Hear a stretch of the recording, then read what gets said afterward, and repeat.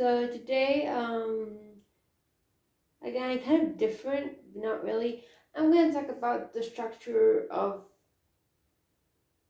general structure of politics in medieval Europe, I guess. I'm kind of basing it in medieval England, but it's more or less the same in Europe. And like how the court of a king worked, and blah blah blah. So let's get started. Well, think of it kind of like a pyramid scheme. Kind of. I mean, social hierarchy was like just like that. But at the top you have the king. Then right next to the king you have in England it's the privy chambers, or like the councillors, or the private chamber, or private advisors, or whatever. Group of people, nobles, who would advise the king on different matters. For example, let's say this is fictional, but it's actually based on historical fact. Game of Thrones, the small chamber. Anyway, you have the Master of Coin, Master of War, Master of blah blah blah. That was like that. The different lords who were in charge of different areas, and then you have the Lord Chancellor or the Chief Minister or whatever, who would be more. He would head the Privy Chamber meetings and report directly to the king or queen, but mainly king, and advise the king. The reason I said mainly king is because proportionally there have been far less queens than kings, so that's why. Then you have a larger version of the privy chamber, I guess, like a council.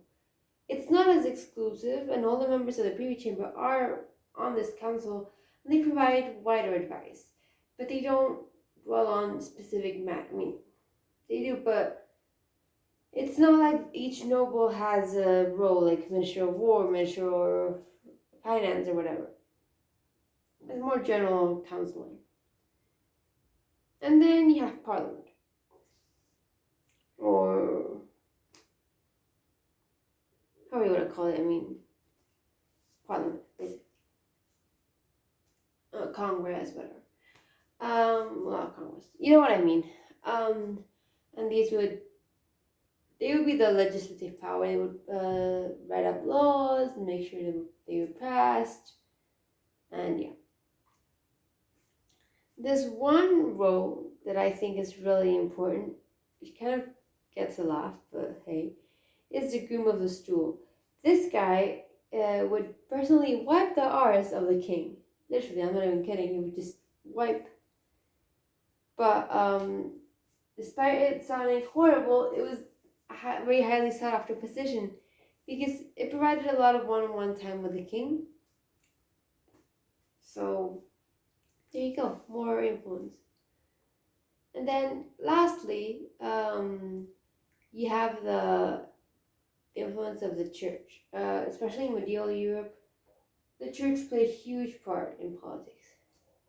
So you have the king being linked to the archbishops and the bishops in Catholicism, of course, and then the social hierarchy of the church would continue going down.